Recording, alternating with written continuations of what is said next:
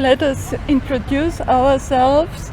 My name is Sophie Zechmeister-Boltenstern, and I'm the leader of Work Package 7 of the EJP SOIL program, which is, the long name of it is Towards Climate Smart Sustainable Management of Soils.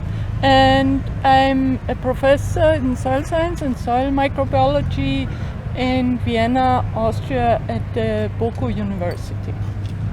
My name is Katharina Mora. I'm a researcher at the Swedish University of Agricultural Sciences, and I am co-lead of Work Package 7. My name is Rajashekaran Murugan, and I work also for Boku University and also the association Bioscience, and together with Sophie I organize synthesizing activities in Work Package 7 as well as capacity building.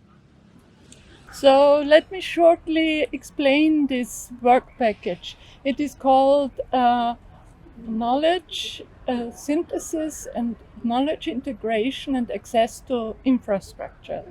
And we are now soon reaching the half term of EJP SOIL, and already there are 950 scientists working in this program. And we already have 31 projects running, and by the end of the year it will be nearly 50. So there is an increasing complexity of knowledge which comes here together and has to be synthesized and digested in order to be made available to everybody within and outside the project. So then this synthesis, how does it work? How do we get on with this? In task 7.1, we have a dedicated conceptual framework in order to collect and synthesize all the knowledge generated from EJP SOIL, including projects, work packages, as well as publications. Further, research results with relevance to policy impact are being synthesized in collaboration with Work Package 8 on science to policy aspects. But then, Sophie, there comes feedback to the roadmap. What is this? Isn't it the feedback to the roadmap already fixed? Yeah, you would think that now that almost all the projects are running, that the roadmap is already fixed, but there is still the possibility to adapt it. For example,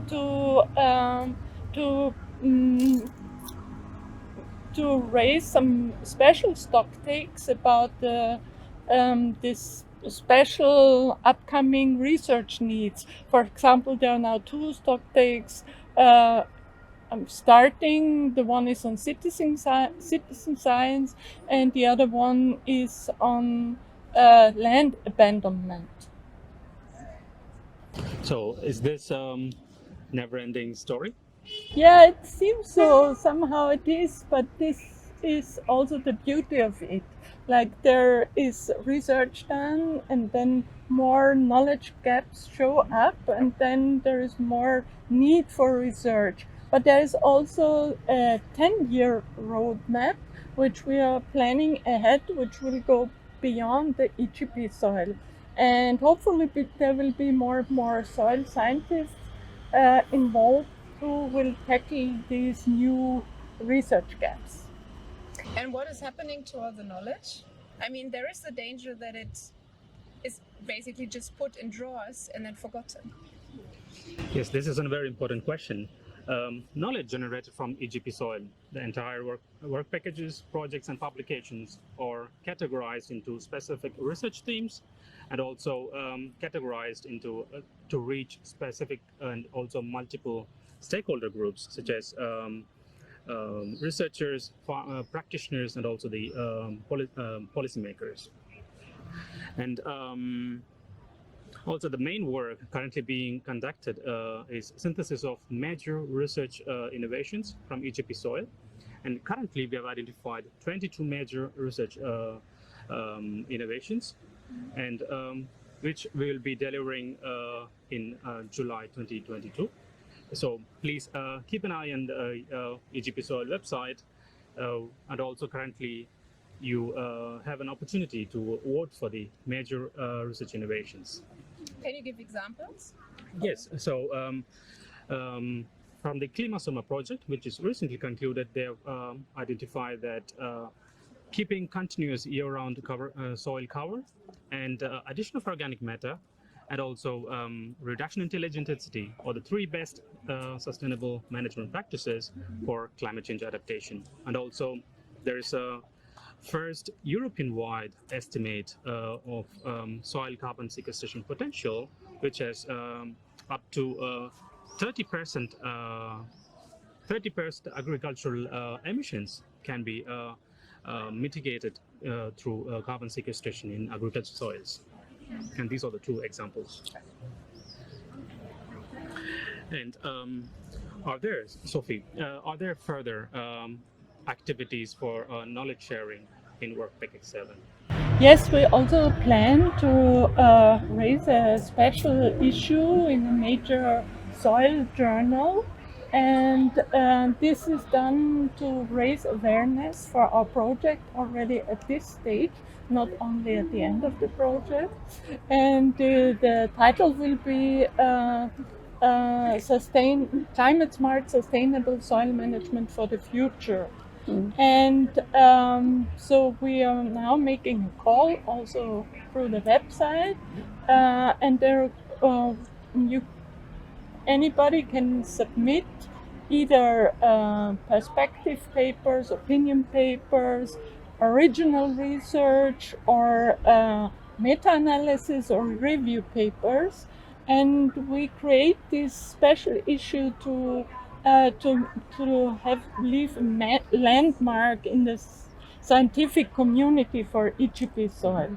And on top of it, we will make press releases from these publications to raise public awareness. But this is primarily addressing scientists, right? Are there any activities targeting the practitioners? Yes. So there's a new task, which is 7.6, which is recently started from the year 3. This is not directly dealing with the farmers, but the overall objective is to improve capacity building to soil advisors, farmer representatives, and contractors. So the main goal is to promote climate smart, sustainable management practices throughout Europe.